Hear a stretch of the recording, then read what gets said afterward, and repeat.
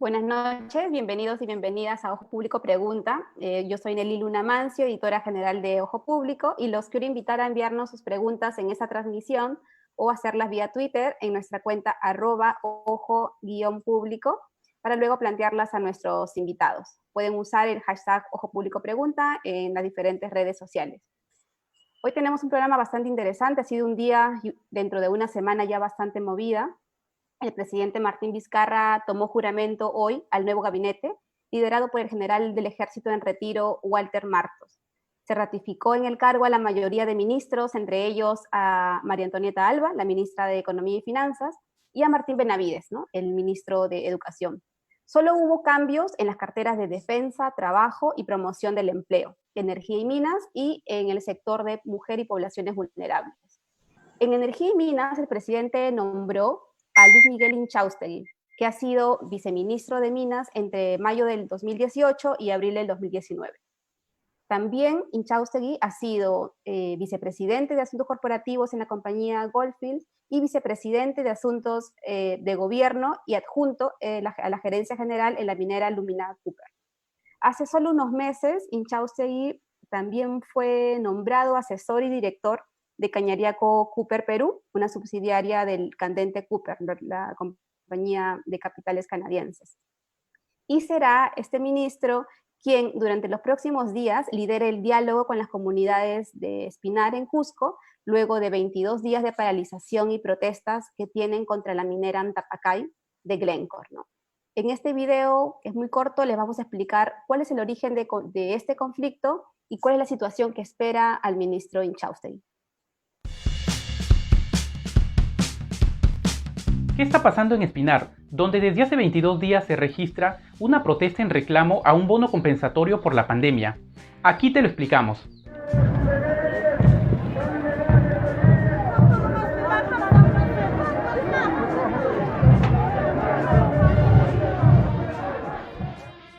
Los ciudadanos de la provincia cusqueña de Espinar, liderados por el Comité de Lucha y otras organizaciones sociales, solicitan a la minera Antapaccay de la Suiza Glencore la aprobación de un proyecto que busca entregar 1.000 soles a 44.000 personas de la provincia afectadas por la pandemia.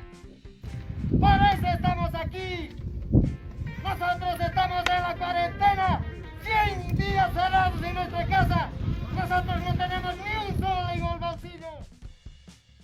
Las comunidades solicitan que el dinero salga del Fondo Económico del Convenio Marco que desde el 2003 aporta la minera Antapaccay y que sirve para financiar proyectos de desarrollo. Sin embargo, la minera se opone, argumentando que dicho dinero tiene otros fines y no contempla la entrega en efectivo. El pueblo unido jamás será vencido. El pueblo unido jamás será vencido. ¿Querés declarar? El reglamento del convenio marco contempla que solo se pueden aprobar proyectos por unanimidad de los 7 miembros del comité de gestión. Como la minera estuvo en desacuerdo, dicho proyecto de entregar dinero en efectivo no fue concretado. Las empresas mineras van a entender de que nosotros estamos unidos. Hermanos, en ese entender los queremos invocar nuevamente a estar unidos. Las protestas en Espinar han dejado hasta el momento 10 heridos de bala luego de los enfrentamientos cercanos al campamento minero, así como 30 detenidos. La doctora Gloria Cárdenas del Hospital de Espinar atendió a 3 heridos por balas de la policía y denunció haber sido víctima de intimidación por parte de miembros de esta institución. Así disparan, señores. Están disparando a quemarropa. Los dirigentes han pedido la instalación de una mesa de diálogo con el gobierno. Sin embargo, con el reciente cambio de gabinete, su pedido ha quedado en suspenso. El diálogo ahora tendrá que ser impulsado por el nuevo ministro de Energía y Minas, Luis Inchaustegui, quien se ha desempeñado como viceministro de Minas entre mayo del 2018 y abril del 2019, y también ha trabajado en empresas mineras, entre estas Volcán y Goldfield.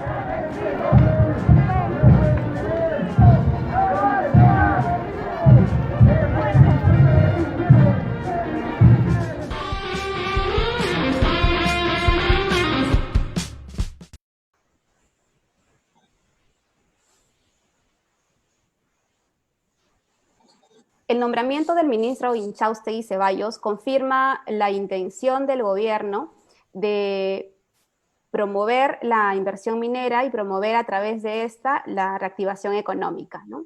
Por impulsar una reactivación basada en estas inversiones y prometiendo, como lo hizo en su momento el ex premier Pedro Cateriano, reduciendo algunos procesos de diálogo como el de la necesaria consulta previa u otros temas a los que él llamó trabas burocráticas y administrativas. Este es el gabinete que, de obtener la confianza del Congreso, diseñará la estrategia contra la pandemia y sus impactos sanitarios, sociales y económicos. Solo en Lima Metropolitana, durante el segundo trimestre del año, se han perdido, según el Instituto Nacional de Estadística, casi 2 millones de empleos, ¿no? Hoy precisamente hablaremos sobre la reactivación económica y si es posible hacerla en uno de los peores momentos de la pandemia. Ayer tuvimos la cifra de fallecidos más alta desde que se registró la emergencia. 221 personas han muerto oficialmente ayer por COVID-19. Para conversar de esto hemos invitado a Patricia Ritter, economista peruana y PhD en políticas públicas y docente de la Universidad de Connecticut en Estados Unidos. También está con nosotros Osvaldo Molina, economista, docente e investigador de la Universidad del Pacífico, y Juan Luis Dahmer, investigador y director de América Latina del Instituto para la Gobernanza de los Recursos Naturales. Buenas noches y gracias por estar con nosotros. Buenas noches, Nelly. Gracias por la invitación. Empecemos el programa hablando sobre este gabinete, sobre lo que ha ocurrido estos días, la negación de la confianza al gabinete cateriano y ahora el nombramiento de un nuevo gabinete liderado por el ex general Martos. ¿Creen ustedes que este es el gabinete que necesitamos para diseñar la estrategia contra la pandemia y reactivar la economía en el país? Empecemos con Patricia, luego Osvaldo y Juan Luis. Bueno, ojalá, ¿no? Mi primera respuesta es ojalá seamos positivos y apoyemos al gobierno en esta labor tan complicada. A ver, las pocas cosas que te puedo comentar, primero es que parece que hay una señal clara de continuidad, de que el presidente no está diciendo voy a cambiar totalmente de rumbo, me equivoqué, no, o sea, la mayor parte de los de los ministros han sido renombrados, entonces ahí hay un mensaje claro de continuidad. Creo que es bueno, en principio, yo creo que es bastante bueno porque uno de los mayores efectos que hay sobre la economía peruana y mundial en este momento es incertidumbre. Entonces, aumentarle a eso incertidumbre política es terrible. El presidente ha actuado rápido y creo que ha hecho lo correcto en renombrar a varios de sus ministros que además me parece que están haciendo una muy buena labor. Creo que también tienen que aprender de lo que ha pasado. En el sentido de que tú hablas de, por ejemplo, si este es el gabinete o si estas son las medidas en este contexto de crisis tan fuerte de salud, pero también hay que darnos cuenta de que es un momento de crisis política terrible, ¿no? O sea, tenemos un presidente sin bancada, donde los congresistas tienen agendas bien particulares, no hay consensos, entonces hay que priorizar y hay que trabajar con lo que hay. Entonces, hay que ser conscientes de los límites del sistema político actual para poder ser efectivos, porque si no, es bien poco lo que vamos a poder hacer, ¿no? Gracias, Osvaldo. ¿Cuál es tu opinión? Mira, yo, muy en línea con lo que dice Patricia, yo lo complementaría más o menos en la siguiente línea, ¿no? Queda claro que estamos frente a estamos en una crisis sanitaria, ¿no? Esa crisis sanitaria se ha convertido en una crisis económica sin precedentes en el mundo y en Perú, pero en el Perú, además, tenemos una crisis política, ¿no? Y eso es terrible, y no es una crisis política que está únicamente relacionada a lo último que ha ocurrido con este gabinete, ¿no? Es una crisis política que empezó hace 4 años y algo, ¿no? Con el cambio de gobierno, y que se ha mantenido. Y creo que es importante que las partes en este momento se den cuenta de dónde estamos ubicados, ¿no? O sea, estamos frente a probablemente la mayor crisis de la historia, ¿no es cierto?, desde la crisis del 29. Entonces, no podemos permitirnos una crisis política en estos momentos. Entonces, personalmente yo pediría a las ambas partes que entiendan ¿no?, el lugar histórico, ¿no?, el momento histórico en el que están ocurriendo las cosas, y que pongan, pues, como dice Patricia, algunos intereses tan particulares que tienen los congresistas o cosas de ese tipo en favor del bien común, ¿no? Es muy claro eso. Saludo también que muchos ministros se hayan mantenido, porque otra cosa que es parte de esta situación peruana es que un ministro dura poquísimo. Dura, escucha, mira, solo ya en esta pandemia, ¿cuántos ministros de salud hemos tenido? ¿Cuántos ministros de trabajo en carteras tan importantes? Entonces, saludo también la continuidad, porque es difícil. O sea, estas son unas circunstancias muy complejas para cualquier ministro, pero si además tenemos que cambiar y rotar constantemente los equipos, esto se va a hacer imposible, ¿no? Entonces, esos son mis dos principales comentarios, ¿no?, sobre esto. ¿Cuál es tu lectura, Juan Luis? Gracias, Nelly. Yo coincido con mis colegas que me han antecedido. Creo que es importante defender la institucionalidad, tener una mirada de interés público en las acciones del gobierno, no ceder pues ante chantajes, ante presiones de intereses particulares. Tampoco creo que estamos en momento de hacer movidas muy agresivas. Creo que hay que apuntar a llegar a consensos. Me parece que yo veo con optimismo el cambio que ha habido en el gabinete. Me parece que el gabinete de Cateriano, que acaba de salir, minimizó la emergencia sanitaria, tuvo una retórica agresiva sobre el rol de la minería, la necesidad de simplificar trámites, repitió la narrativa empresarial, y acá yo siempre que puedo insisto en el concepto de la autonomía relativa del Estado. Entonces, para que el Estado cumpla el rol de promover la acumulación económica, el crecimiento económico, tiene que evitar que el sector privado se autodestruya. Tiene que ocupar un rol mediador, porque además de garantizar la acumulación, tiene que darle legitimidad al sistema. Entonces, ser la mesa de partes del empresariado no le conviene ni siquiera al empresariado, porque pasan cosas como la que acaban de pasar, que implosiona el sistema.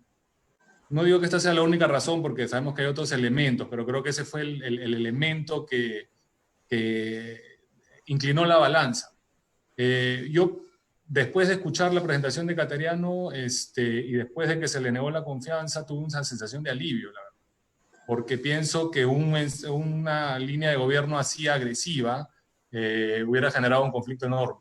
Y además de lo que han enumerado mis colegas, de las crisis múltiples que tenemos, tener además una crisis política a nivel del Congreso, el Poder Ejecutivo, tener una crisis social, nos hubiera empujado, yo creo, a una crisis de régimen. Mira, mi lectura es que el gobierno de Vizcarra entendió el problema rápido y ha hecho un viraje importante. Por más que hay continuidad en ciertas políticas, en el tono ha habido un viraje, me parece. Un tono menos agresivo, una preocupación más explícita por la salud. Y en el caso de la minería, el ministro que acaba de entrar, cuando era viceministro, fue bastante reconocido por su vocación de diálogo, por promover espacios de discusión. Entonces creo que hay una oportunidad grande para que este gabinete pues conduzca la reactivación y defienda el interés público. Sí, pasemos entonces a hablar de lo que estamos y nos preocupa y estamos también bastante interesados, ¿no?, en la reactivación económica. Yo quiero invitar a los que nos están siguiendo que si tienen alguna consulta o pregunta la puedan hacer también a este canal, tanto en Twitter como en Facebook.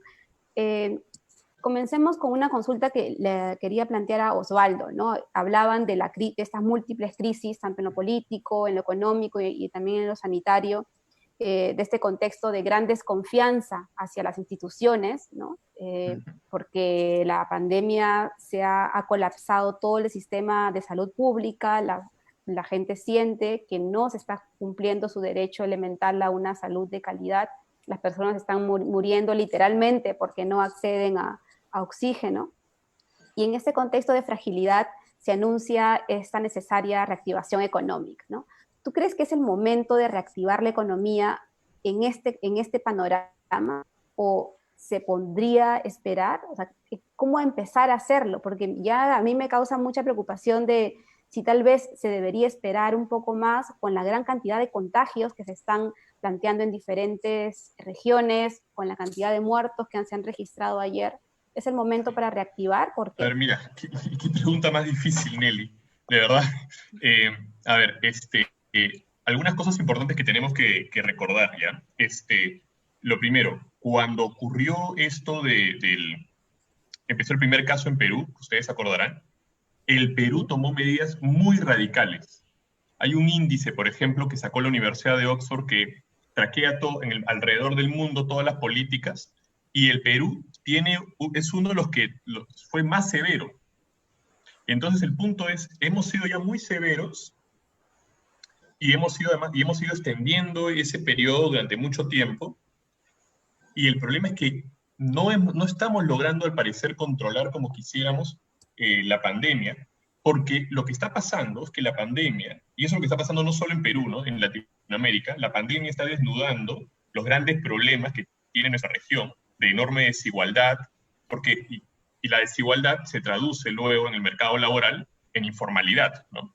Entonces, no me queda muy claro, o sea, qué se puede hacer. O sea, queda claro que se fue muy estricto y se hizo durante mucho tiempo, y que ni bien se ha aliviado un poquito, claro, hemos surgido, ha levantado. Mi impresión personal, además, es que se podría haber hecho otros esfuerzos importantes para mejorar, digamos, las condiciones para poder hacer la reactivación. O sea, por ejemplo, y creo que aquí es otra cosa que es terrible, porque también ha desnudado, ¿no es cierto?, la pandemia, un poco la incapacidad de nuestro aparato estatal, ¿no? Queda muy claro para hacer compras, pero también queda claro para poder generar nuevas Entonces, por ejemplo, yo tengo unos amigos, ¿no es cierto?, académicos, que vienen hace mucho tiempo trabajando con el gobierno, o intentan trabajar con el gobierno, para poder mejorar el nivel de trazabilidad de los contagios. Porque si hubiésemos podido hacer eso correctamente, quizás la apertura sería más sencilla hoy, ¿no? O, por ejemplo, este tema del gobierno claro, inundado por esa situación, pero de no haber mirado focos claros de contagio. O sea, los amigos de Grade, por ejemplo, hace mucho tiempo decían los mercados son el problema. El gobierno demoró muchísimo tiempo en trabajar ahí, ¿no? Les contaba a esos chicos de trazabilidad que son de la Pacífico, y amigos como Cristian López, que están en el extranjero, y Gianmarco León. Pero también, ahora, hace poco, otros colegas también están diciendo, cuidado, ¿no? En la entrega de bonos, ahora en zonas rurales, también corren estos riesgos, ¿no es cierto? Entonces, lo que intento decir es, yo creo que el Estado hizo muy bien en ser muy estricto, porque la situación peruana es muy compleja. Yo creo que un nuevo indicador que todos deberíamos seguir para entender cuán frágil es el sistema de salud es camas UCI, ¿no? ¿A cuántos kilómetros está la cama UCI más cercana de donde estás? Y eso te va a mostrar la enorme inequidad que ha habido al inicio de esta pandemia.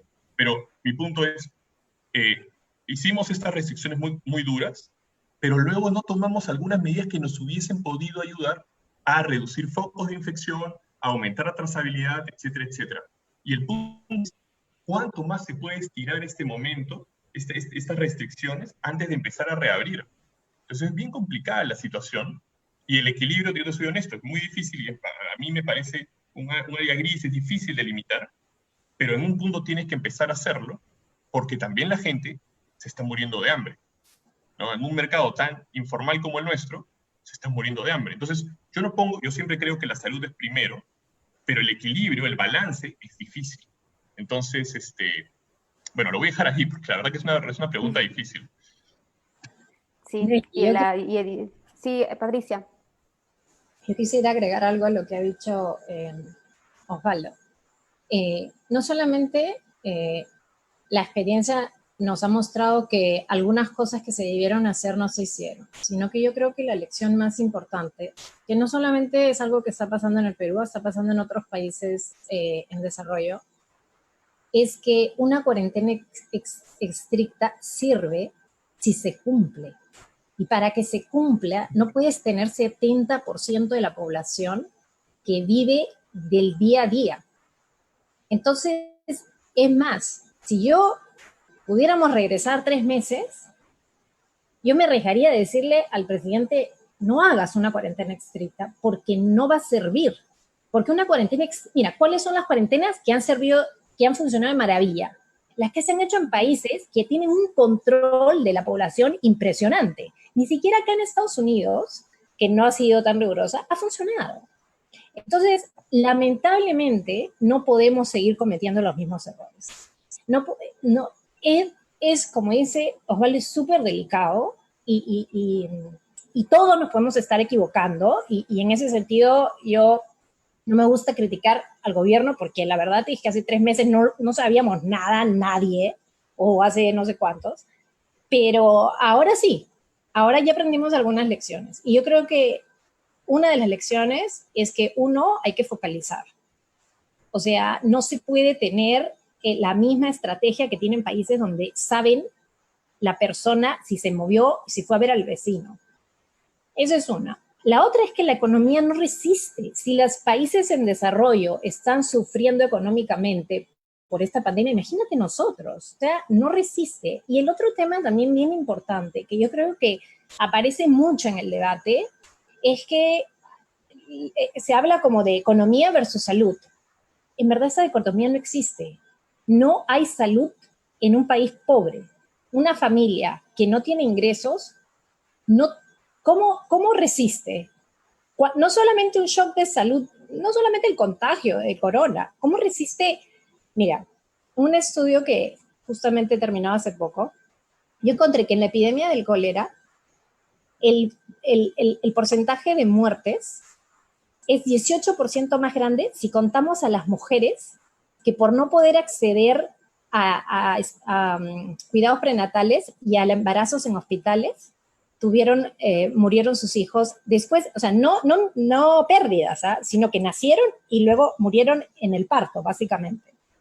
Entonces, tenemos que darnos cuenta que no existe salud si no tenemos habilidad económica para cubrir gastos de salud.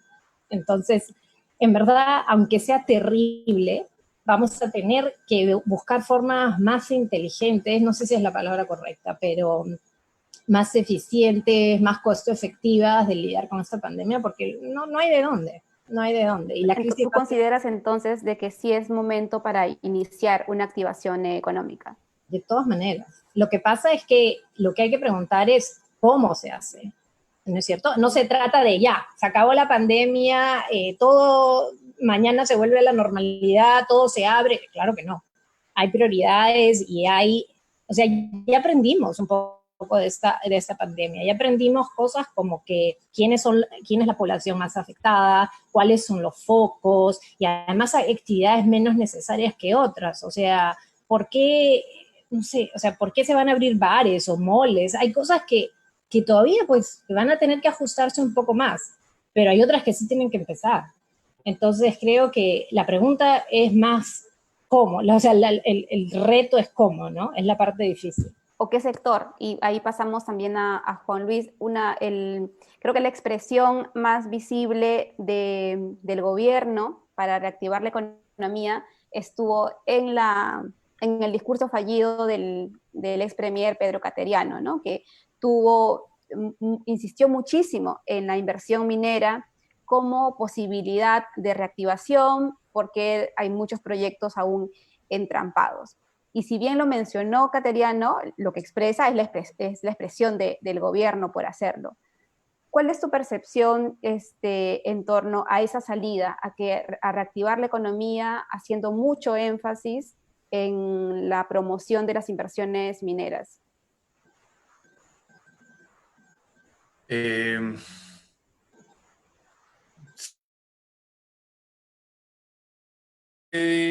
hacer una argumentación en contra de la reactivación económica, ¿no? Esto es imposible. Y menos desde el privilegio, ¿no? Como es mi caso personal. Pero efectivamente hay que ver cómo haces esa reactivación económica. Yo creo que el gobierno ha hecho lo que pudo y desde el comienzo tuvo medidas muy firmes, una cuarentena bastante estricta. Ha habido pues varios errores, ¿no? Había mencionado el tema de mercados, el tema de transporte público, las limitaciones en el reparto de bonos, pero el aparato del Estado efectivamente pues no dio, ¿no? Es un problema más que decisiones de los gobernantes, del Estado en su conjunto, ¿no? Si algo ha demostrado todo esto es que tenemos un Estado que no funciona. Ya lo sabíamos, pero ha quedado pues más claro. Es más dramático el tema. Y la disciplina de la población no ha sido la mejor, en algunos casos por falta de civismo, en otros casos por necesidad, porque no salir no era una posibilidad, ¿no? O sea, entre tus perspectivas son o el riesgo del contagio o morir de hambre, pues te arriesgas a contagiarte. No hay otra. Entonces, ahorita, después de una cuarentena muy larga y que cansa mucho en varios niveles, tenemos que reactivar la economía. La economía peruana es de las más golpeadas de América Latina. El Banco Mundial habla de 12% de caída del PBI. El golpe ha sido brutal, ¿no? Hay un par de cosas que diría. Una es que es una oportunidad para pensar en cómo no repetir los errores que nos han llevado a esta situación. Esta reactivación, digamos. Creo que hay que tener una discusión muy en profundidad sobre la reforma del Estado, retomar ese tema y pensar que no podemos pues, simplemente volver a la vieja normalidad pero con mascarilla. Y el Estado ahí ha tenido un montón de problemas. La informalidad es algo que tenemos que realmente ponernos de acuerdo en cuál es la mejor manera de luchar contra la informalidad, ¿no? La flexibilización laboral es la mejor manera, como plantean algunos. Realmente hay que tener una discusión en serio sobre esto. Y una tercera cosa es reducir la dependencia sobre recursos naturales, que es una agenda más de largo plazo. Porque en el corto plazo no vamos a dejar de explotar recursos naturales, menos los que nos van a dar una renta importante. Eso sería pues una irresponsabilidad. Pero sí creo que es una oportunidad de pensar en hacer las cosas diferente. Yo personalmente creo que el énfasis debe ser en contener la pandemia también. O sea, no podemos hacer de cuenta que la pandemia se fue, ¿no? Porque ya esperamos mucho tiempo, porque la pandemia está en su peor momento. Y la impresión que tengo, sin haber estudiado el asunto con estudios académicos, como lo ha hecho Patricia, es que con niveles altísimos de contagios y de muertes, es muy difícil reactivar la economía. Es imposible reactivar el turismo y otros sectores que, pues si es que... O sea, me parece que los países que han empezado a bajar su curva tienen ahora mayores posibilidades de reactivación. Entonces, yo tengo la hipótesis de que hay que bajar la curva, hay que bajar el contagio y ahí pensar en el tema de la reactivación. Y respecto a la minería, que era tu pregunta, ahí sí puedo tener un rollo un poco largo, pero de repente, como está hablando largo, voy a decir solamente la idea central y después puedo retomar. Y es que la minería no es ni por asomo el sector más golpeado con todo esto. Al contrario, es un sector en el que los precios se han recuperado, es un sector que no ha parado, ha tenido dificultades logísticas, por supuesto, pero es un sector al que le va bien. La pregunta es, oye, hagamos más de esto para tener una recaudación fuerte. Y esa es la pregunta que deberíamos discutir en más detalle, pero lo voy a dejar ahí por el momento. Y yo voy a complementar lo que dices. Sí, Osvaldo, justo sí. Para ti iba mi pregunta y si la sumas a lo que vas a complementar con Juan Luis, porque justamente para entrar a ese asunto de si es posible activar la economía solo poniendo énfasis, como lo ha hecho ahora este gobierno en el sector minería, y por qué no hacerlo, por ejemplo, a otros sectores, ¿no? O sea, que también están demandando sus propios fondos de reactivación, como el sector agrario. Sí, a ver, mira, varias cositas. Y permíteme ir un poquito con lo que decía Juan Luis, Yo creo que, como les decía, ¿no? Esta pandemia ha desnudado todas nuestras debilidades, pero también ha desnudado un poco nuestra complacencia. Y nosotros como peruanos hemos sido complacientes, en particular promover, yo creo, dos reformas que han quedado pendientes y que nunca movimos, ¿no? La primera, la reforma del aparato estatal, que hoy día nos está explotando en la cara, y la segunda, la reforma política, que ustedes se acuerdan cuando hace 10 o 15 años decían, uy, cuerdas separadas, la economía va en otra cuerda que la política. ¿Se acuerdan cuando decían eso? Bueno, está claro que no, ¿verdad? Entonces yo quería sí retomar lo que decía Juan Luis, porque yo sí creo que esa complacencia nos ha llevado en algún lugar, a este lugar, y creo que, no sé si hoy día es difícil poder hablar de estos temas, ¿no? Pero sí tenemos como peruanos que volvernos a sentar y pensar esto para poder llegar al bicentenario como corresponde. Y ahora sí paso un poco a intentar responder tu pregunta, Nelly. Yo creo que, o sea, regreso un poco a lo anterior. Y fuimos lo más estrictos, tomamos algunas medidas correctas, o sea, nosotros tomamos medidas de entregar bonos mucho antes que otros países como Colombia. O sea, fuimos muy estrictos, tomamos medidas correctas y aún así nos ha ido mal. Y cuando empezamos a bajar la curva y creímos que podíamos empezar a abrirnos y reactivar, otra vez, ¿no? La curva ha dado la vuelta y está volviendo a subir nuevamente, lo cual es terrible. Entonces, mi punto es, parte de haber sido tan estrictos era para poder armar una estrategia que no solo era colocar camas UCI, sino todas estas otras cosas que yo decía para empezar a detener. Y deberíamos intentar esforzarnos para poder hacer eso. Creo firmemente que debemos empezar, digamos, nuevamente, en este mundo gris, pero queda claro que hay que empezar a reactivar la economía, y yo no me fijaría solo en mi línea, digamos, yo creo que todos los sectores son importantes. La seguridad alimentaria es fundamental, ¿no es cierto? Entonces yo creo que es clave hacer un esfuerzo conjunto para salir de manera responsable, ¿no es cierto?, en la reactivación. Solo un par de datos. O sea, ya a los números que vamos, o sea, por ejemplo, tú me hablabas de 12% el Perú, y un par de datos también importantes, porque también nosotros creemos que somos los peores, ¿ya? Pero solo para que se hagan unas ideas, en el último artículo que acaban de sacar en Foreign Affairs,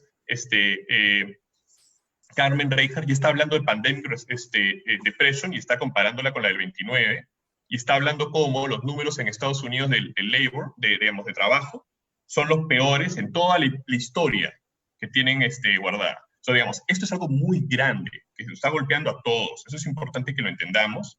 Y en el caso peruano es una cosa tristísima, porque el caso peruano era un caso exitoso, donde habíamos ido reduciendo la pobreza, con todas las deficiencias, con todas las vulnerabilidades, pero estamos retrocediendo 10 años. Entonces, tenemos sí que ser responsables y empezar la reactivación, pero de una manera inteligente, para que no vuelva a ocurrir lo que está ocurriendo, que es el regreso de las cifras. Y debe ser en todos los sectores que puedan llevarse a cabo, ¿no? Es evidente que sectores como turismo, pues lamentablemente no pueden y necesitan subsidios, ¿no? Y yo haría además un comentario adicional. Por ejemplo, Hugo Ñopo y Miguel Jaramillo decían, ¿no? Indicaban en un documento que han sacado cómo probablemente necesitemos medidas focalizadas, por ejemplo, para promover el empleo en el sector formal, ¿no? Siguiendo subsidiando planillas y cosas así, porque lo que va a pasar es que todo esto que está ocurriendo, que está destruyendo el trabajo, va a precarizar aún más el mercado laboral peruano. Entonces, ahí hay quizás un esfuerzo que tenemos que hacer. No sé si la señal está buena, me parece que todos se congelaron un poquito. ¿Siguen ahí? Escuchamos, está bien.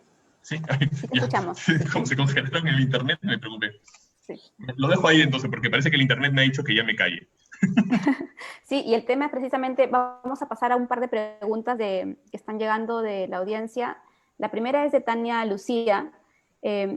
Dice, se está planteando la actualización de procedimientos en el sector minero, ¿no? ¿Cómo conversa o contrasta esto con la demanda de los gobernadores regionales del sur, donde está la mayoría de los proyectos mineros, sobre una nueva ley de minería, ¿no? Y cómo conversa esto con las propuestas de la Comisión Barrantes?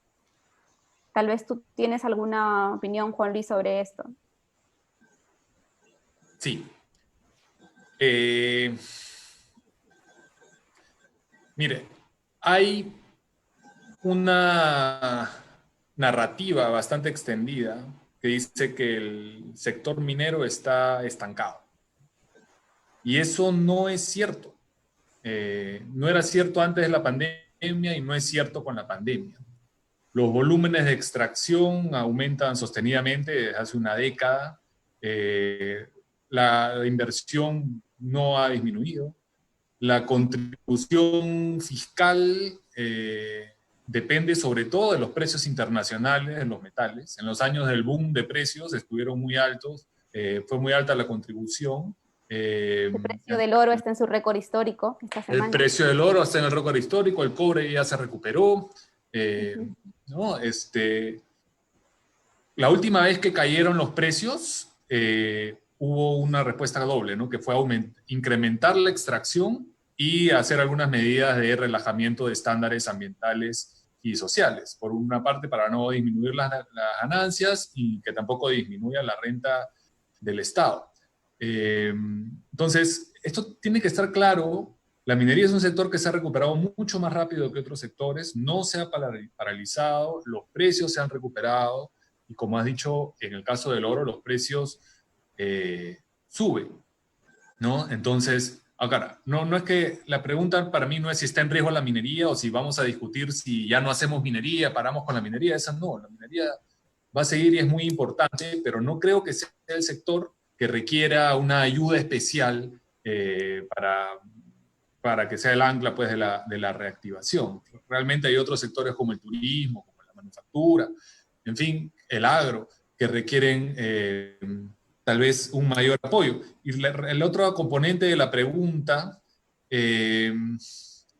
hay varios intentos de diálogo del sector, porque hay esta percepción de que hay mucha conflictividad y que podríamos estar haciendo más proyectos de los que hacemos. Entonces, viene pues hay este pedido de la nueva ley de minería, salió el informe de la Comisión Barrantes, que tiene una serie de cosas interesantes. Venía la Sociedad Nacional de Minería con una mesa ejecutiva para atender su agenda, y su agenda es básicamente la agenda de la tramitología, ¿no? Que hay que simplificar procesos. Yo creo que este es un problema para todo el aparato productivo en todos los sectores, ¿no? El tema de que el Estado es engorroso, se presta a la arbitrariedad, etcétera, y que es algo que se debe atender. Y esto no se debe atender a través de la reducción de estándares ambientales y sociales, sino realmente haciendo las reglas más claras y más cumplibles, cosa que no es lo mismo. Entonces hay como que varias cosas que hay que precisar ahí. Y yo sí pienso que hay que venir con una nueva institucionalidad minera, que tiene que haber una serie de cambios. Lo que está pasando ahorita es que la narrativa del sector empresarial es tan fuerte que no sé si por convicción o si se dejaron sorprender, desde el gobierno lo que están haciendo es decir, te voy a ayudar a reducir plazos en la consulta, te voy a ayudar a simplificar trámites en temas que tienen que ver con aspectos ambientales, y eso considero que es un error. O sea, es decir, sí tenemos que repensar la institucionalidad minera, hacerla más sólida, los trámites que sean absurdos pues hay que simplificarlos, pero sin reducir estándares.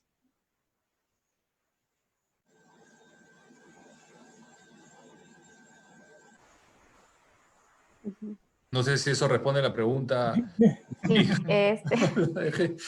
Yo puedo comentar alguna cosita.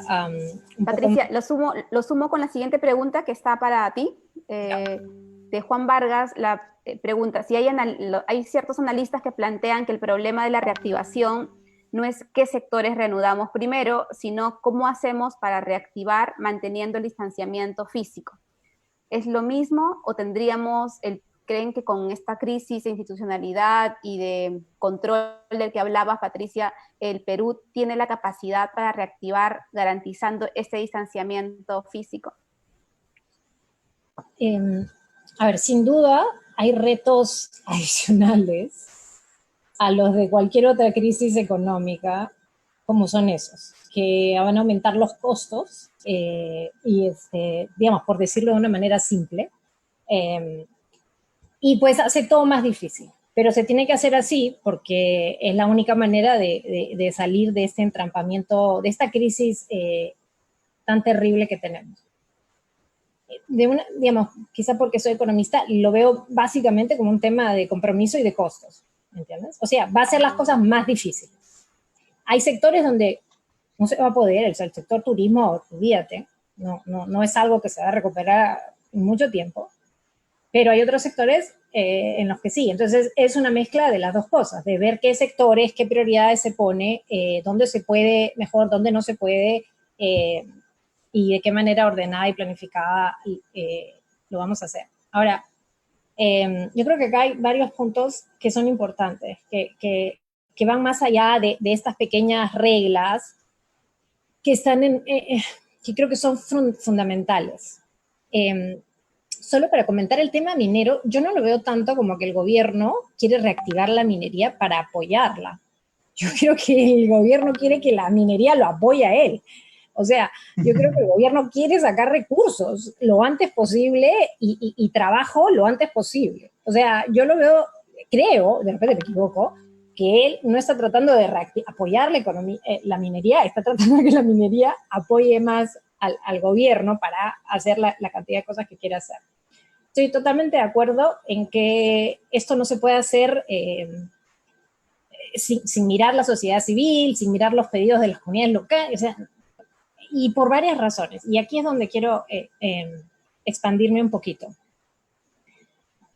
Tenemos que reactivar la economía, sí, y creo que sí, la minería es una forma más rápidas para obtener recursos del tesoro y empleo indirecto, no directo. El agroexportación es otra. Y en general se pueden pensar en sectores grandes que nos pueden ayudar a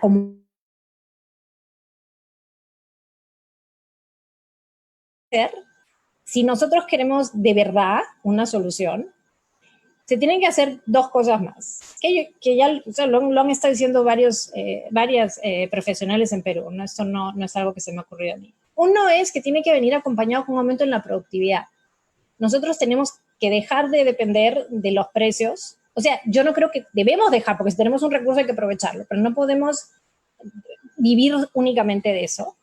O sea, nosotros tenemos una economía en que tenemos grandes empresas, agroexportadoras, mineras, y tenemos 70% de la población en un sector de comercio y servicios que no es nada productivo. Entonces, tenemos que aumentar la clase media.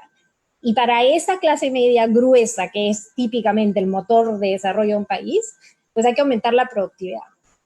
Para aumentar la productividad, ya se han hablado de varias cosas como sistemas de información, proyectos de infraestructura, inclusión financiera, capacitación técnica, asociación privada, pública, etc. El otro punto clave, que es ahí donde, digamos, trabajo yo un poco más, o son los temas que, digamos, yo veo un poco más, es el aumento del capital humano. Si tú tienes poblaciones desnutridas, ¿qué vas a hacer? No puedes aumentar la productividad de una población desnutrida. Entonces, el capital humano no se puede dejar de lado. Y la crisis, ¿y qué es el capital humano? Lo más importante es salud, educación, y acá voy a agregar el tema de mujeres, aunque muchas veces no se lo pone en el mismo grupo, pero la razón por la que yo lo pongo no es tanto por un tema de igualdad, sino por un tema de que somos la mitad de la mano de obra del mundo. No podemos desaprovechar la mitad de la mano de obra del mundo, número uno. Número dos, porque las estructuras sociales están cambiando muchísimo y ahora muchos niños dependen únicamente de sus madres. Pero ¿por qué es importante tratar diferente a las mujeres? Aquí es donde se divide otra vez, se polariza otra vez el Perú y muchas partes del mundo. Es porque los determinantes de la oferta laboral de la mujer son totalmente diferentes a las del hombre. Y hay un espacio para el Estado y hay políticas y programas que se han mostrado que sirven, que funcionan. Entonces, hay algo que se puede hacer. El otro tema, el tema de salud y educación, aquí en el Perú se está esforzando mucho. Yo siento que la última década se ha hablado mucho de educación, de lo que es colegio y educación superior, pero no nos podemos olvidar que la evidencia más fuerte es de la rentabilidad de los primeros 5 años. ¿Ok? Entonces, no podemos olvidarnos de esa parte. El Perú ha hecho muchas mejoras en temas de malnutrición, no se puede retroceder, y en algún momento van a empezar a aparecer los estudios y vas a ver cómo la salud, y ya lo podemos ver viendo otros casos de otras epidemias, de cómo la salud retrocede. La educación también, mira, más ahora, mira todos los niños que no están en la escuela, mira todos los niños que no van a regresar, mira todas las madres que se están teniendo que quedar ahora, aunque se reactive la economía, si no empiezan los colegios, alguien se va a tener que quedar cuidando a esos niños. Entonces, súper importante, no solamente el tema de productividad, sino el de capital humano, que es un poquito más a largo plazo, pero no, si no tenemos eso, nunca vamos a salir adelante. Y el tercer tema, que ya lo mencionaron mis colegas, que está obvio, es el tema del Estado. Ahí yo tengo una visión un poquito diferente a la tradicional peruana. Nosotros nos hemos pasado décadas, desde los 60 creo, tratando de reducir la informalidad. Y no hemos logrado prácticamente nada, a pesar de que hemos tenido décadas de crecimiento económico. ¿Ya? Eso yo creo que es por un error estratégico, de que nosotros pensamos que tenemos que ver la forma de que estas personas se acerquen al Estado y se formalicen y que paguen impuestos y que estén en planilla. Y creo que eso no va a pasar nunca. Mira, para darte un ejemplo, en el tema de salud, el Perú tiene hace como 10 años ya el Seguro Integral de Salud, que es un seguro gratis para las madres gestantes y para la gente pobre. Tienen acceso a salud gratis, ¿ok? La afiliación, después de 10 años, por lo menos en zonas rurales, es todavía bajísima. Si una persona no confía en el Estado lo suficiente para tomar un servicio de salud gratis, nosotros creemos que va a venir y va a decir, ay, voy a pagar impuestos porque el Estado me va a proveer por beneficios, o voy a darle mi plata para que la ahorre y él me la dé cuando yo sea viejito. No va a pasar. Entonces yo creo que la reforma del Estado, obviamente que tiene que haber importantes todavía, digamos, hay un tema de tramitología pendiente, etcétera, pero tiene que ser una reforma mucho más drástica. El Estado tiene que aprender a llegar a la población. Y eso tiene que ver con el tema minero, con todos, salud, educación.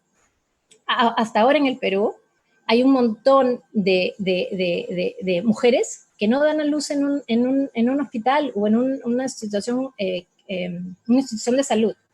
La mitad, ya.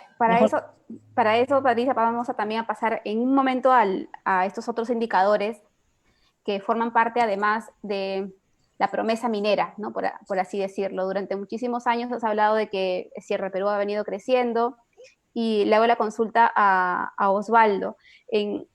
Se quiere priorizar la actividad minera bajo la lógica que Patricia mencionaba, ¿no? De que es el sector donde puedes recaudar de manera inmediata y muy rápido, ¿no? O sea, es como un sector seguro de recaudación.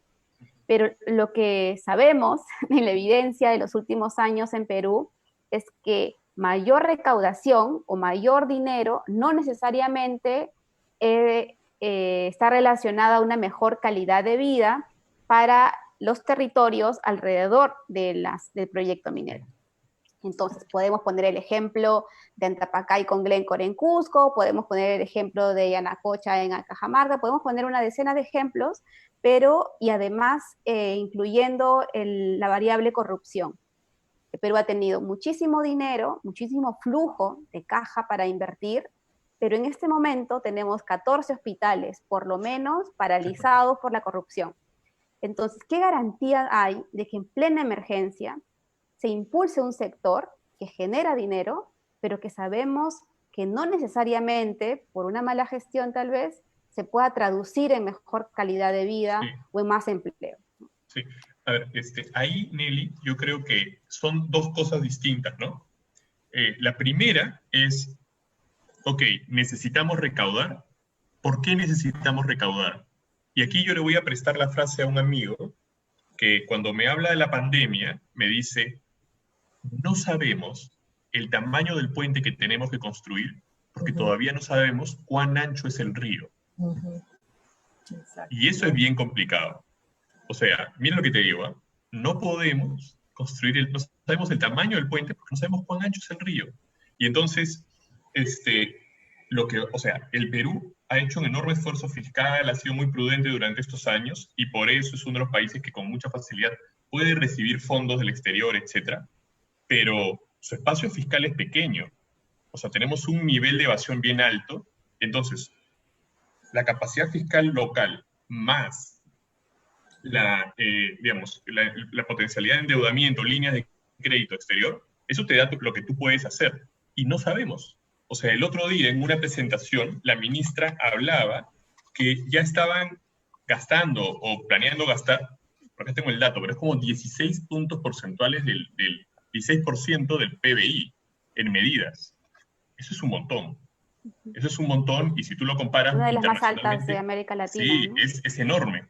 Y aún así, no sabes cuánto más va a tener que pasar.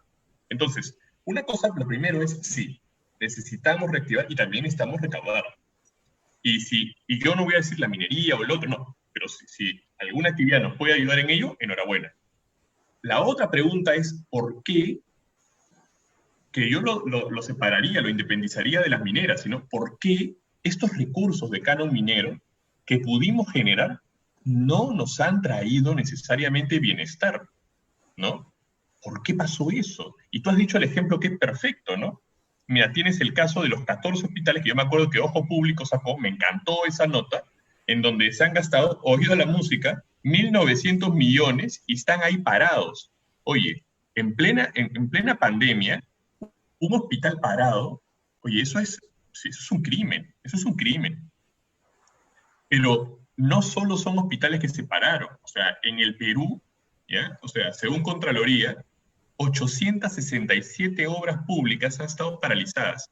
Están paralizadas por un monto, miren lo que les voy a decir, que son 16.000 millones. Eso es más o menos el presupuesto del sector salud del año 2018. Y entonces la pregunta, y son dos preguntas. Una, ¿necesitamos recaudar? Sí.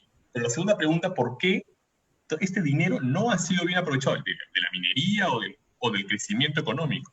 Y yo creo que ahí yo regreso un poco a lo que mencionaba hace un tiempo, que es, hay este problema, ¿no es cierto?, político, con una descentralización probablemente no bien ejecutada, que ha terminado generando niveles altísimos de corrupción, ¿no? Y que es terrible. Y que lo vemos, y que incluso lo vemos hoy, ¿no? Porque hubo problemas, ¿se acuerdan?, en la policía para las compras de los materiales para la pandemia, para luchar contra la pandemia. Pero yo creo que son temas, yo lo veo distinto, ¿no? Yo lo veo como un tema, otro tema, que es ¿por qué estamos teniendo estos niveles de ejecución tan malos, tan bajos, de tan poca calidad? Solo para que los oyentes nos escuchen, o más o menos me entiendan a lo que voy, cuando hay una licitación de una obra, la ganan a propósito equipos que no pueden cumplir, ¿no es cierto?, con cartas fianzas que son incorrectas y fraudulentas, que ahora por suerte creo que ya las impidieron, que le sacaban unas cooperativas y cosas así, con cartas fianzas incorrectas, ganaban licitaciones, sabiendo que no podían cumplir las obras, y luego dejaban la obra a la mitad, o a la 20%, porque de esa manera ya habían cobrado un porcentaje y se desaparecían. Entonces, de eso estamos hablando, de un nivel muy terrible de corrupción, que no solo es en las altas esferas, también es en regional. Es terrible lo que está pasando. Y solo un dato. Uno piensa, oye, qué horror, ¿no? ¿Cómo puede ser que estas obras públicas hayan quedado paralizadas? ¿Cuán costoso, ¿no?, el costo de oportunidad de ese dinero, ¿no? ¿Cuántas cosas se pudo haber hecho con ese dinero? No es solo el hospital que no se pudo construir. Hace poco hemos visto cómo un niño se cayó en un hueco, ¿no es cierto? Hay un estudio también de Antonella Bancalari, que es una investigadora peruana que está en Inglaterra, que muestra cómo los niños en las zanjas, digamos, hay un problema de salud generado por las zanjas de los desagües que nunca se terminaron de construir. No es solo las obras que no se concluyen, es que generan daño en las personas inmediato. Entonces yo lo veo como dos partes, ¿no? Que es ¿por qué no hemos sido capaces? Y yo creo que la respuesta a eso es mucho más compleja. Y solo un último dato, sí creo que se puede intentar, o sea, digamos, en las circunstancias actuales, hacer cosas para poder resolver ese tipo de problemas. O sea, por ejemplo, yo sí, o sea, a mí me parece una pena que tengamos que pensar en hacer obras públicas gobierno a gobierno. No me da pena porque significa que hemos fracasado, ¿no? Como, más o menos como Estado, pero yo saludo o felicito la iniciativa porque en estas circunstancias, y dado lo que ha ocurrido en el tiempo, yo creo que es una medida correcta para poder seguir avanzando en obras públicas, ¿no? Y que hace mucho tiempo se debió hacer en la reconstrucción del norte, que imagínense, ¿no? O sea, cuánto tiempo ha pasado y no se puede hacer. Y eso por un lado. Y por otro lado, yo sé que las regulaciones han cambiado y han mejorado las posibilidades, pero habría que hacer algo con todos esos expedientes técnicos sobre el saldo de las obras para nuevamente poner en licitación y que no queden ahí paradas, ¿no? Y utilizar de manera eficiente estos montos de recaudación. Porque una parte importante es, digamos, inversión, digamos, en construcción, que es una forma rápida de también reactivar, ¿no? Entonces, no podemos permitirnos hoy tener obras paradas, ¿no? En fin, lo dejo ahí. Y es bastante frustrante en realidad, ¿no? Porque son miles de millones de dólares.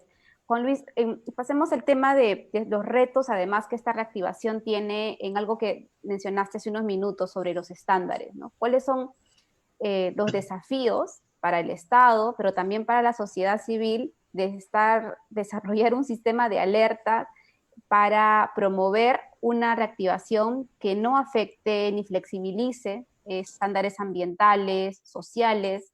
Volviendo al discurso del ex premier Cateriano, hablaba incluso de reducir la consulta previa a 6 meses, cuando las actuales consultas previas ya generan problemas porque están mal implementadas en varios proyectos mineros. ¿Cuáles son esos desafíos? Y si es posible, ¿va a ser posible hacerlo? Sí. Permíteme un ratito, Nelly, referirme a al tema que han estado hablando mis colegas para hacer un comentario y luego entrar de lleno a lo que me estás preguntando ahorita. Yo creo que es acertado y sintomático también que nuestra conversación haya derivado en el tema del problema del Estado, la corrupción, ¿no? O sea, teníamos que llegar ahí de todas maneras. Yo creo que hay una doble precariedad en el Estado. Por ponerlo esquemáticamente, ¿no? Una que tiene que ver con hacer sentir su autoridad en el territorio, incorporar a la población a los sistemas, como lo ha explicado Patricia, los temas tributarios, en fin, el tema de cómo incorporas a ese 70% de la población que está en la informalidad, etcétera, ¿no? Y luego está la precariedad para regular correctamente intereses económicos y evitar las dinámicas de captura del Estado, de puerta giratoria, etcétera, ¿no? de los sectores más poderosos. En ese nivel también es precario el Estado, me parece. Y creo que en ambos casos, en ambos niveles, hay el tema de reglas engorrosas, o sea, como que no confiamos en nosotros mismos o en nuestros compatriotas. Entonces, lo que hacemos para prevenir esa potencial corrupción es poner unas reglas complicadísimas, ¿no? Para cualquier cosa, para cualquier trámite que uno haga, una licitación, lo que sea, una serie de reglas sobre la regla, incluso para la reactivación, esto de la fase 1, la fase 2, la fase 3. O sea, la frase de la presidenta de la CONFIEP, la señora León, cuando dice esto no es Europa, o sea, la frase es una frase poco feliz, ¿no? Pero se refiere a algo que yo creo que sí es cierto, que es que están pensando que la cosa se va a hacer bien o vamos a convertir la pandemia por poner una sábana de requisitos difíciles de cumplir. Entonces, eso invita al incumplimiento. Entonces, nos hemos acostumbrado a mirar mucho la forma, ¿no? El checklist, y no cumplir con el fondo. Y eso lleva después a la arbitrariedad, ¿no? A que aparezcan las mafias, los corruptos que te ayuden en cualquier cosa, en sacar tu brevete, pues está o sea, como es tan difícil, hay ahí la mafia que te ayuda pues con el trámite. Desde ahí hasta, en fin, las mafias en salud, educación, etcétera, que me parece que está a la base de cualquier conversación que vayamos a tener. Con ese aparato estatal y con esa forma de hacer las cosas, no va a haber ninguna idea mágica que solucione los problemas. Y eso tiene Pero que es ver... lo que hay y no hay tiempo. Exacto. Yo ahí me pongo, no sé si gobiernista, pero coincido con la idea de hagamos pues un pacto, retomemos el acuerdo nacional a través del Pacto Perú, lo que sea, o lo que decía Salvador del Solar, ¿no? Hay que ponernos de acuerdo. O sea, realmente es una crisis tan grande que hay que arriesgar. Y yo creo que ese arriesgar va a tener que ser en reformar una serie de reglas, hacerlas más fáciles de cumplir y más fáciles de sancionar el incumplimiento también, porque si no el enredo no es un problema. Y en el tema del gasto del canon que mencionaba es muy claro, ¿no?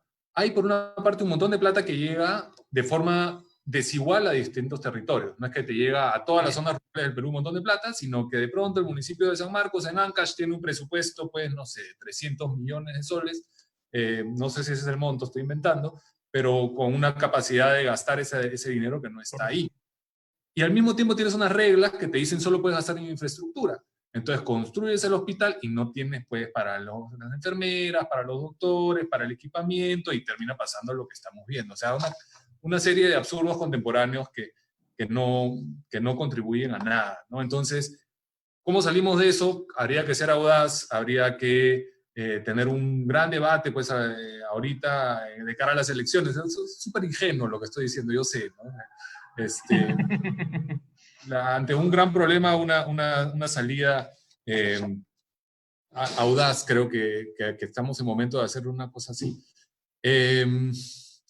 Los estándares, y perdón que me extienda y que responda a dos preguntas de una, pero como decía hace un momento, ¿no? Mi posición es que la reactivación económica no debe darse a costa de los derechos de las personas y el medio ambiente, y que esto solo va a profundizar conflictos, va a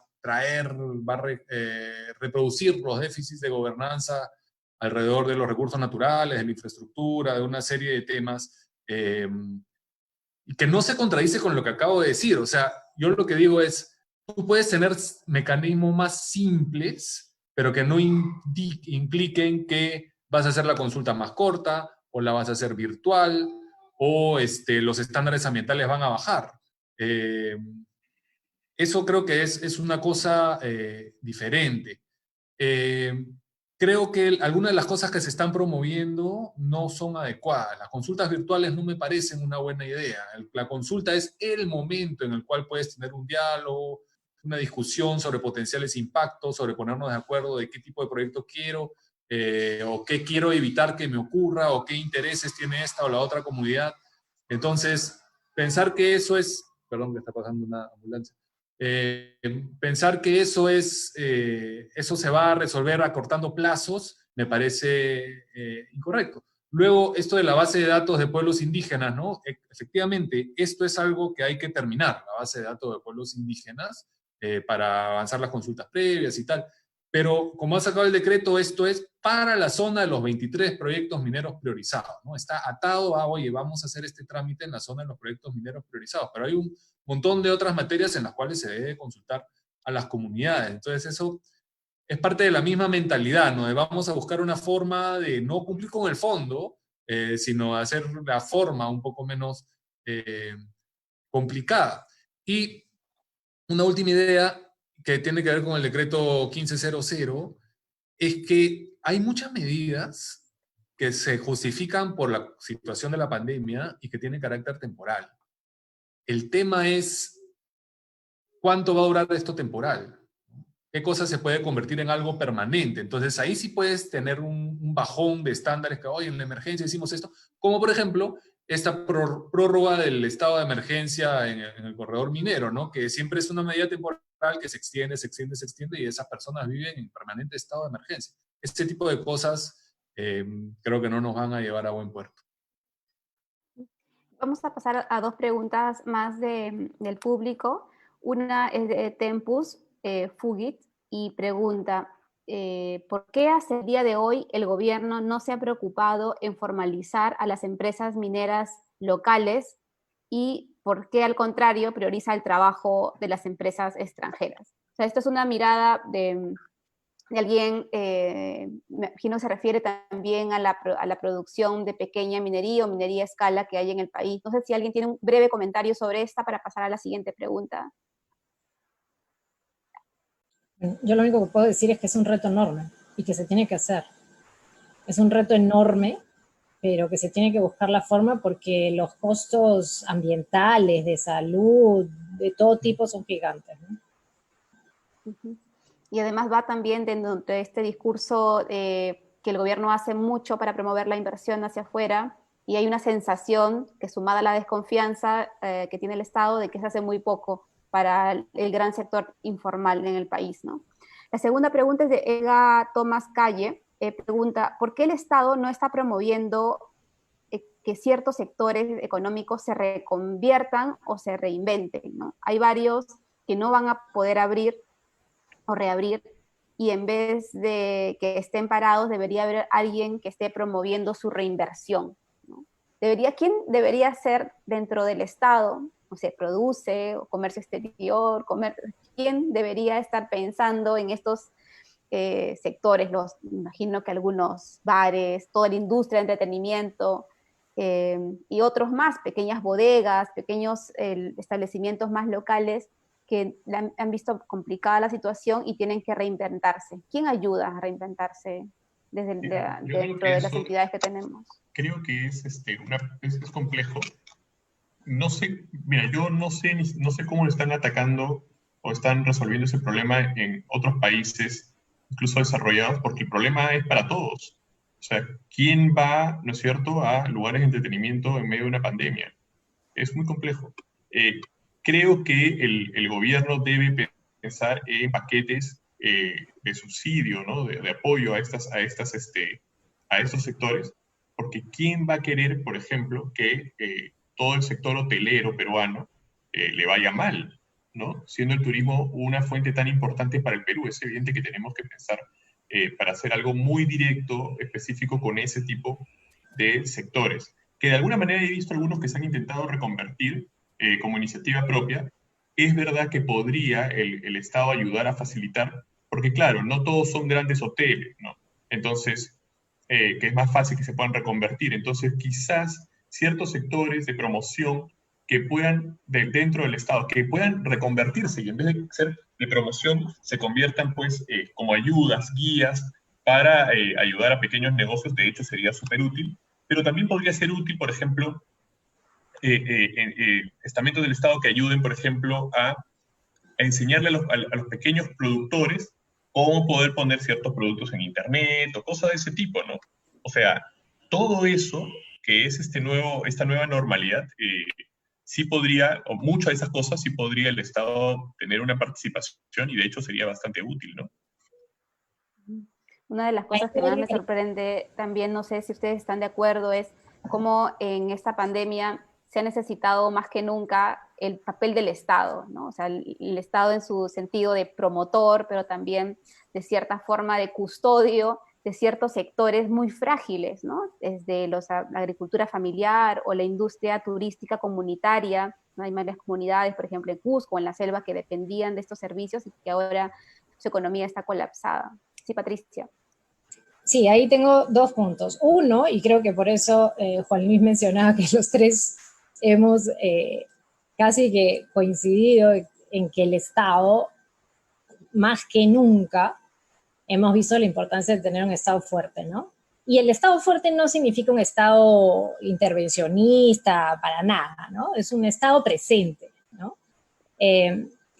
Ahora, el otro tema, yo creo que podría ayudar, además de lo que menciona Osvaldo, es el tema de las alianzas público-privadas. O sea, el Estado tiene que darse cuenta de sus limitaciones y pedir ayuda. Mira, una de las pocas cosas de las que, digamos, poquititas cosas positivas dentro de lo malo, es que como es tan general la crisis, las empresas chiquitas lo están viviendo, las empresas grandes lo están viviendo, los países en desarrollo, todo el mundo. Entonces, tú no puedes tratar de inventar tu propia solución solito, aislado, con los recursos que tiene, pero ni hablar.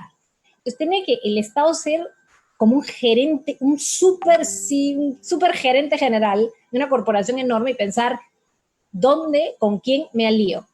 ¿Cuáles las alianzas aquí estratégicas que me van a ayudar? Porque hay un montón de conversión. Ahorita todo el mundo tiene que estar pensando en algún tipo de transición. Obviamente hay algunos sectores mucho más afectados que otros, pero como dijo Osvaldo de una manera muy poética, que no sabemos del tamaño del puente que tenemos que construir, es exactamente real, porque no es simplemente que viene la vacuna y ya. Todos los estudios dicen que las pandemias van a ser cada vez más comunes. Y no sabemos si la siguiente, en lugar de atacar a los viejitos, va a atacar a los niños. O sea, entonces tenemos que darnos cuenta que el mundo ya tenemos que prepararnos para un escenario de mucho más incertidumbre, donde el mundo digital va a tener que ser mucho más importante y otras transiciones que hay que prepararse. Sí, yo quería empezar también ahora con otro actor relevante dentro de la reactivación, y es el papel del sector privado, ¿no? Hace un momento Juan Luis hablaba de que hay una narrativa, un discurso, incluso hay, y dentro del sector privado hay también diferentes tipos de sectores privados, ¿no? Para no generalizar. Está la CONFIEP, que está además investigada por sus vínculos en el caso de Lava Jato, pero hay otros sectores que tal vez sí podrían tener un discurso diferente. O sea, ¿cuál creen ustedes que debe ser ese rol del sector privado frente a esta reactivación? Y les pongo en contexto un dato, ¿no? Cuando se impulsó Reactiva, ahora para ayudar a las empresas, vemos que los grupos económicos más importantes, las personas que son consideradas una de las más ricas, incluso en América Latina, son los que más han accedido a estos créditos. ¿Cuál es ese papel o cómo ven ustedes ese rol del sector privado en la estrategia de reactivación, pero también en generar cierta promoción real para garantizar el empleo de las personas? Permíteme que yo haga una... Y ya que le gustó a Patricia la parte poética, mira, te voy a decir una cosa que decía Juan Rulfo y que me parece que viene muy bien a cotación con la pregunta de Nelly. ¿Nos salvamos juntos o nos hundimos separados? Y yo creo que es un buen momento para pues acercarnos, ¿no? Acercarnos los diferentes partes del Perú. O sea, el sector privado, que algunos grupos lo satanizan mucho, pero a veces se olvidan que el sector privado es el bodeguero pequeño que está en una esquina, tanto como el gran empresario. Ambos son el sector privado. El Estado, que tiene todos estos problemas que hemos narrado hoy día, pero que también tiene una cantidad de personas súper comprometidas, y la sociedad civil, en donde también me gustaría incluir a la academia. Una cosa que mencionaba Patricia, que yo quiero reiterar, es no hay que inventar la pólvora. Parte de esta chamba es ver lo que están haciendo bien los otros países o los otros lugares que sí estén funcionando. Y yo sé, alguna vez he tenido el privilegio de estar en el Estado y trabajar un poquito ahí, que el ritmo es trepidante, pero la academia puede dar esa otra mirada, ¿no? Y contarte un poquito qué cosa puede ayudar. Y creo que es importante que la academia también tenga ese rol, como en su momento lo hizo alertando sobre los mercados, etcétera, etcétera, etcétera, que ya lo narré antes. Entonces yo creo que es un buen momento para entender que, como decía Rulfo, o nos unimos o nos hundimos. Y esa es la razón por la cual a mí en particular me estresa lo que está ocurriendo hoy entre el Congreso y el gobierno, porque creo que no se están dando cuenta de el momento histórico que están viviendo, ¿no? Eso. Entonces, yo primero diría, esa parte es importante, ¿no? Ser capaces. Y la otra cosa interesante que por notar es, hoy estamos hablando del Estado, etcétera, ¿no? En el Perú, pues parece que tiene que ocurrir como grandes cataclismos para que estemos decididos a impulsar reformas. Hoy día no tiene sentido hablar de reformas porque hoy día tenemos que salvar la vida de los ciudadanos, ¿no? De nuestros hermanos. Pero no debemos olvidar lo que nos está pasando para poder emprender las reformas que tenemos que emprender. Y yo creo que ya bastante complacencia tuvimos en los últimos años, digamos, en los dos puntos que yo dije, pero la gente puede agregar más, pero creo que es importante. Y solo para tener, porque creo que quizás te estoy eludiendo la pregunta, creo que el sector privado es fundamental para poder reactivar la economía, ¿no es cierto? tú mencionabas el dato de los créditos de Reactiva. Claro, yo creo que ahí hubo un problema, no sé cómo explicarlo, porque digamos, el diseño te llevaba a ese resultado, ¿no? El diseño de cómo era el Reactiva 1 te llevaba a ese resultado, en donde tienes una mayoría, al menos de acuerdo a los datos que presentó María Antonieta Alba hace unos días, la mayoría de las empresas podían ser empresas pequeñas, pero en términos de montos iban a ser las grandes, digamos, porque básicamente el programa te daba un mes de facturación, ¿no? Entonces era evidente que algo así iba a ocurrir.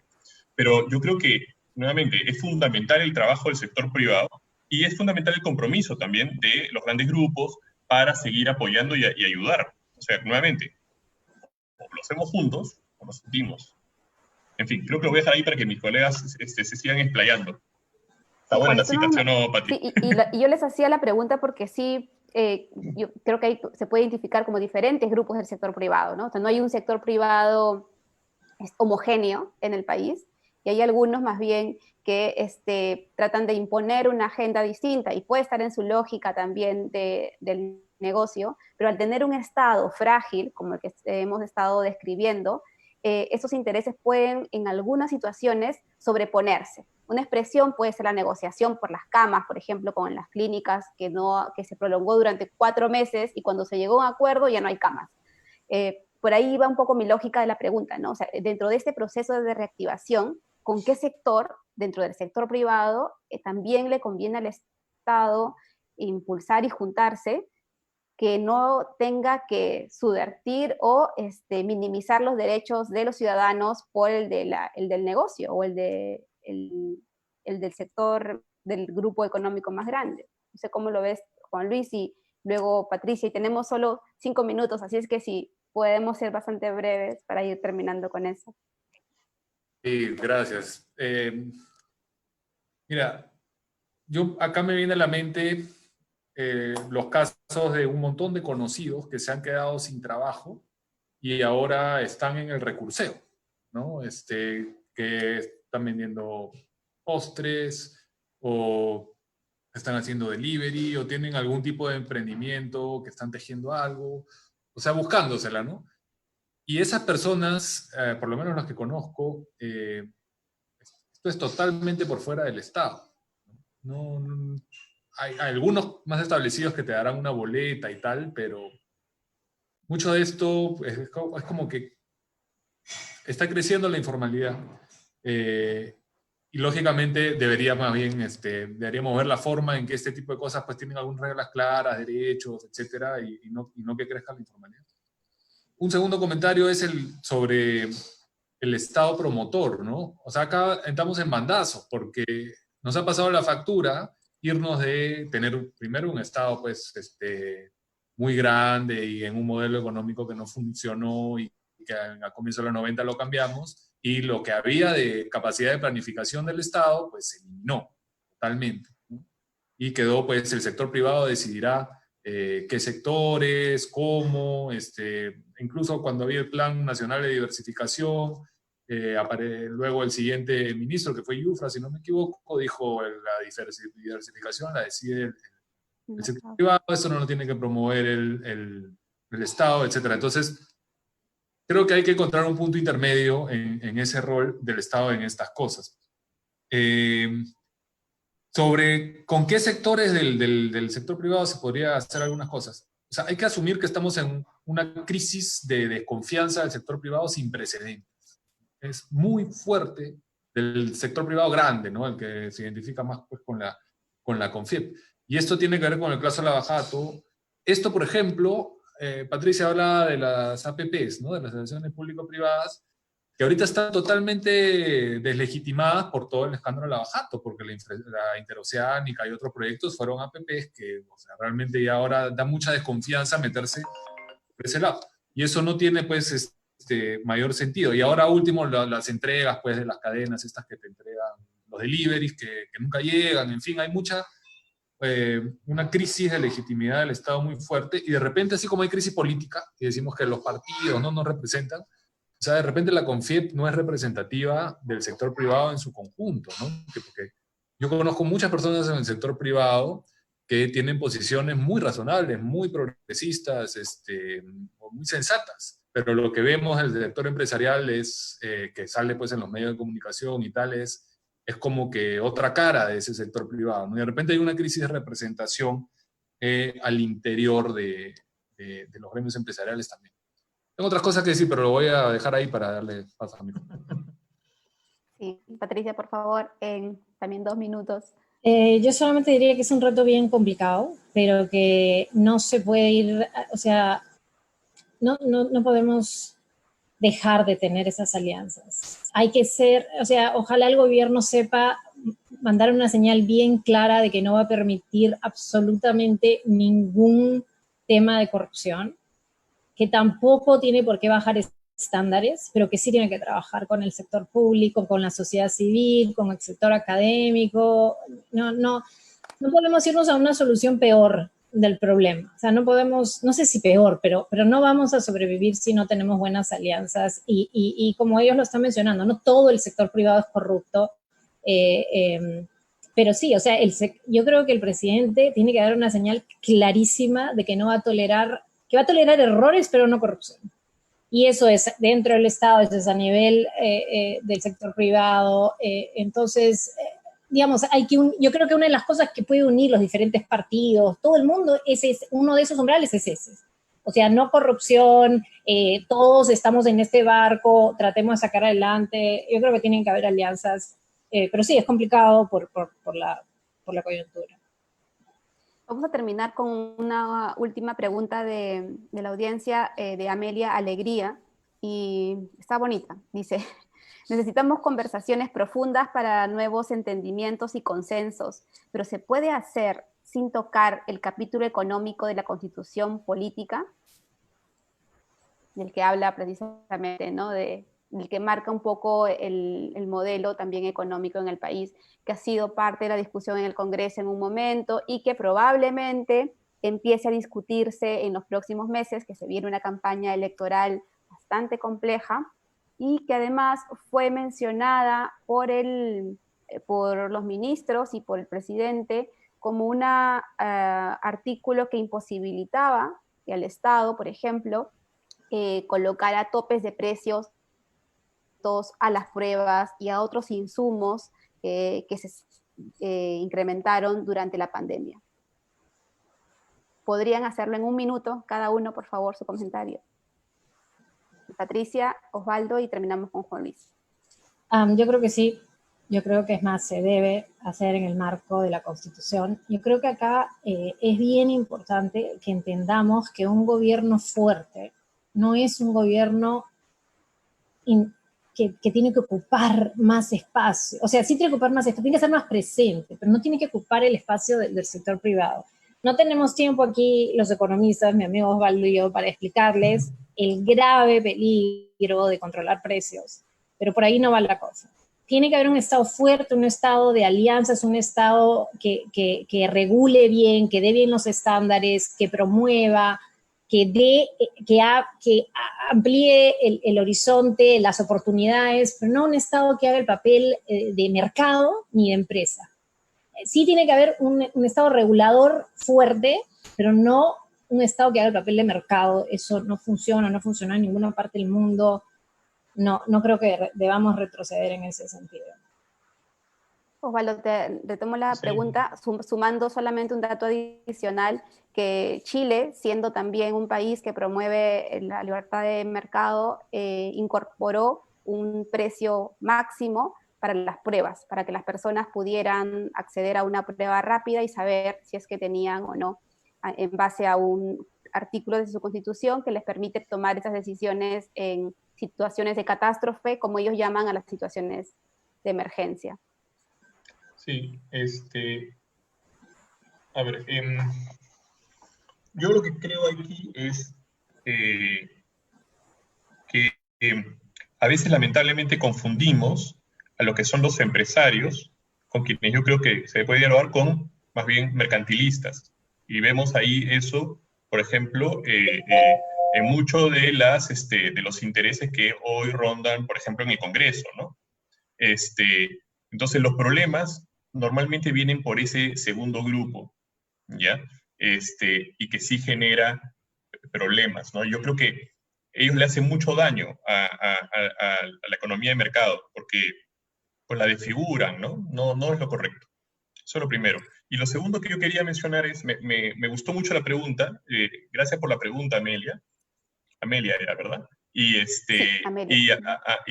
muchas gracias, Amelia. Y yo creo firmemente que un problema fundamental que está ocurriendo hoy en el Perú es que justamente nos falta diálogo, ¿no? Nos falta ser capaces de sentarnos a construir consensos. Y me gusta esa parte que tú mencionaste. Yo creo que construir un Perú distinto de cara al Bicentenario, pues nos obliga a hacer eso. Y que es algo que lamentablemente no veo en la clase política actual, ¿no? Y me preocupa mucho como peruano, como ciudadano. Lo voy a dejar ahí. Juan Luis. Gracias. Yo estoy de acuerdo con lo que han dicho mis colegas respecto a esta pregunta, por más que les pueda sorprender. Creo, o sea, de forma más específica,